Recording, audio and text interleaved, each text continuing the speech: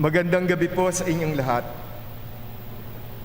Noon, kapag ang mga bata ay isasama ng kanilang mga magulang o mga nakatatanda sa isang lugar na hindi pa nila napupuntahan, well, at least nung panahon namin, panahon nila Ate Erlyn, nila Kuya Dodi, nila Kuya Boy, ang unang tinatanong namin ay, meron bang kuryente? Meron bang tubig?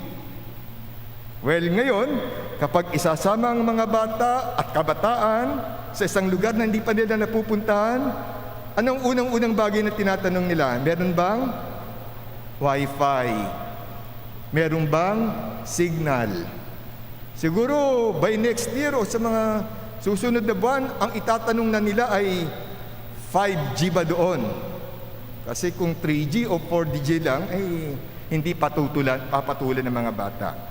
So, sa panahon ngayon, karamihan ng mga tao, bata o matanda, parang hindi makakilos, parang hindi makafunction ng maigi kapag walang Wi-Fi o kapag hindi sila connected sa internet. Staying connected is very, very important in modern day living. Connection is a vital commodity nowadays. Ang tinutukoy ko po ay hindi lamang ang internet connection, kundi connection sa iba't ibang larangan ng buhay. Dahil ang sabi nga po, life is all about making the right connections.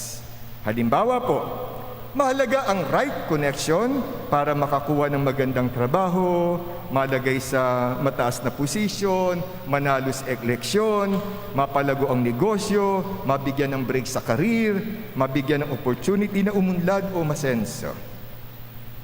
Naniniwala ang marami na magiging mabunga lamang ang mga pagsisikap at pagpupunyagi nila at aasenso lamang sila kung meron silang right connection. Well, may katotohanan naman po sa paniniwalang iyan. Nababanggit ko po ang connection at pagiging connected kasi ang ebanghelyo natin ngayon ay tungkol din po dito. Sabi ni Jesus, I am the vine and you are the branches. Whoever remains in me and I in him will bear much fruit, because without me you can do nothing. Sa ganitong paraan po isinasalarawan ni Jesus ang relationship o ang ugnayan natin sa Kanya. Magiging mabunga lamang ang buhay at pamumuhay natin, mamumunga at makapagbibigay lamang tayo ng bunga ng buhay natin kung tayo ay nabubuhay ng nakasanga kay Kristo. If we are grafted, if we are attached to Jesus. Ang malinaw na sinasabi ng Panginoon ay ganito, sino mang connected sa akin ay may buhay at magiging mabunga ang kanyang buhay. Ang kaisa-isang connection na talaga at lubang kailangan natin ay ang relationship natin sa Panginoong Hesus.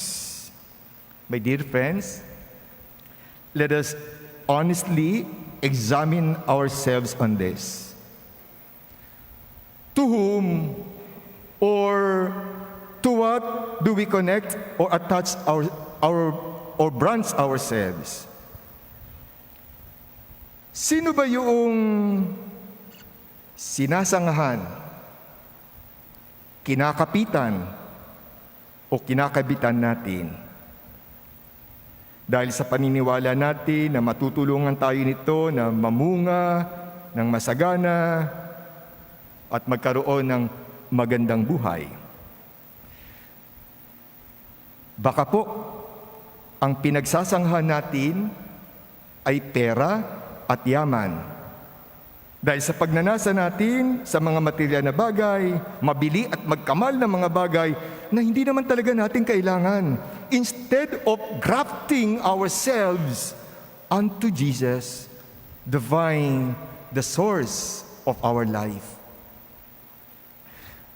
Baka po ang pinagsasanghan natin o pinag-uugnayan natin ay isang VIP o big shot or popular leader na inaasahan nating mapakikinabangan natin o makapagbibigay sa atin ng mga pangangailangan natin o makalili ka ng drug-free society instead of attaching ourselves to Christ who can give us the fullness of life.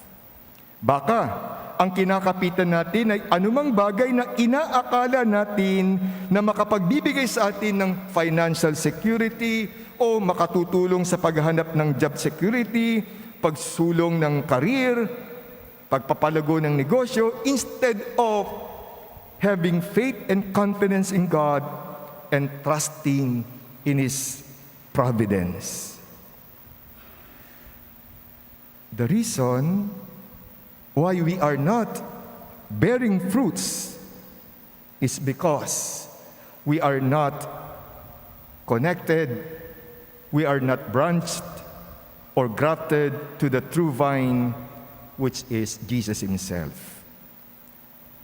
Kaya mga kapatid, ang buong buhay natin ay dapat maging isang pagsisikap na manatili sa Panginoon, manatiling nakasanga sa Kanya.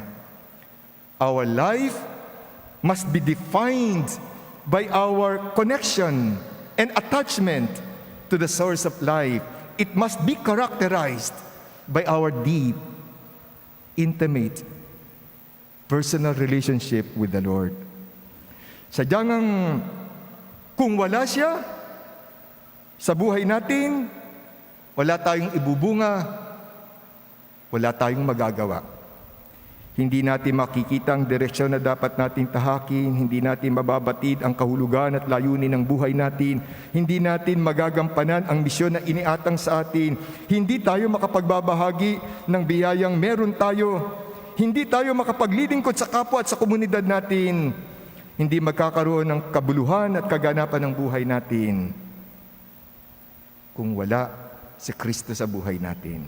In other words, for us to have the fullness of life, for us to live a righteous and holy life, we must remain in Jesus. That is the only connection we really need. That is why, my dear sisters and brothers, the Lord is telling us, I appeal to you for your own good. Remain in me. Remain rooted in my love.